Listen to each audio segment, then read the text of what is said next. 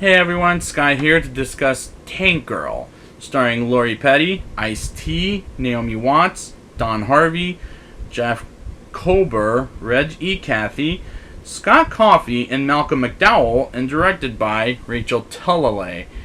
Now, I don't have much to say about this except I heard it was bad, but let's see if I like it or not. Let's get into it. I like the opening sequence that feels like a comic book, and the song is a good choice for the movie, and I had fun with that sequence. In 2033, in a post-apocalyptic world that hasn't rained for 11 years, and Tank Girl, played by Lori Petty, shops for her boyfriend's birthday and tells us how the world is now corrupted by Dr. Johnny Prophet, and this narration of telling the story is bad. And as she comes home, Tank Girl makes her boyfriend strip his clothes, and that scene is so boyfriend-girlfriend cliche. The villain of this movie is Kesley, played by Malcolm McDowell, who I reviewed him before in the Rob Zombie double feature of.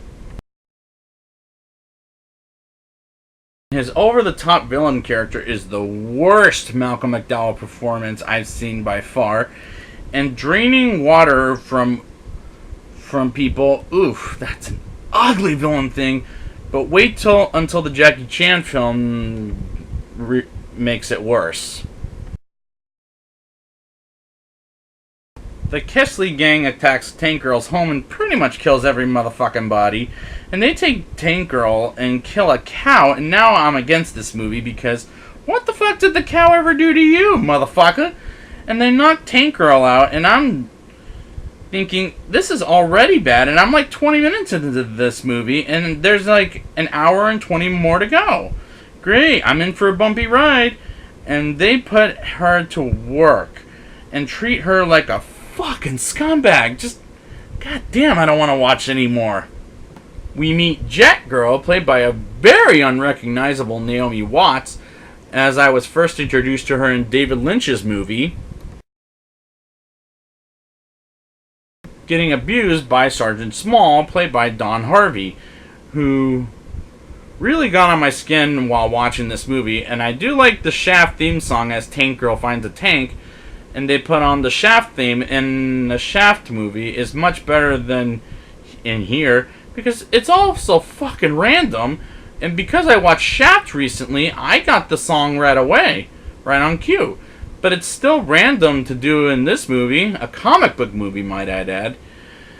A group of creatures called the Rippers attack the Kesley gang, and Jet Girl comes in and tells Tank Girl to take the tank, and the anime, while they're attacking, is good, but leaves as the movie as is and doesn't, and don't switch it on to anime. Meanwhile, Kesley is bandaged up, and Tank Girl and Jet Girl run into a crazy lady, and I'm now checked out of this movie, and I have 55 more minutes to go. Fuck me. But I'm still surviving. We meet the Madam, and I thought, what a weird fucking name, and at least it's worse than Tank Girl or Jet Girl, or hell, even the crazy lady. And the names are hysterical in this movie. The awesome name, in my opinion, is the Elephant Man. And they get introduced to the Ripper gang, and I like those creations by Stan Winston, and I love Stan Winston and his creations. I think he's like the best person to make special effects until CGI came in. May he rest in peace.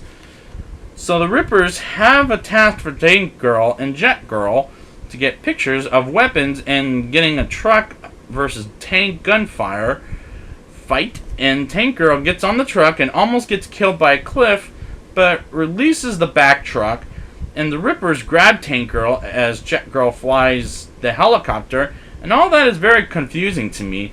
They celebrate and get prepared for the final battle against the Kesley gang, and rap music plays, and I got a feeling that was Ice-T's idea, by the way.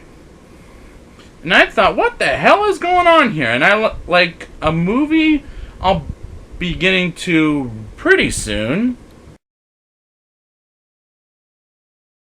The soundtrack is absolutely fucking odd. Kesley has a metal hand, and his fight against Tank Girl doesn't seem fair for two reasons.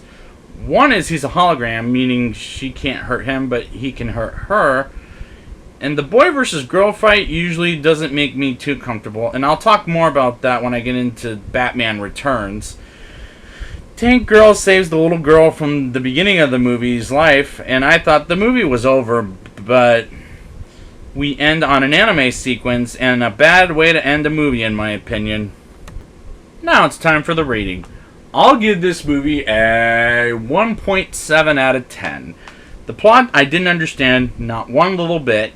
The acting is bad, the music is terrible here, and it started off good until the first 20 minutes occurred for the rest of the movie. This movie sucks donkey dicks. So I will be back next week with Constantine, or Constantine, because I'll talk about it next week. And until then, it's time to flip the page.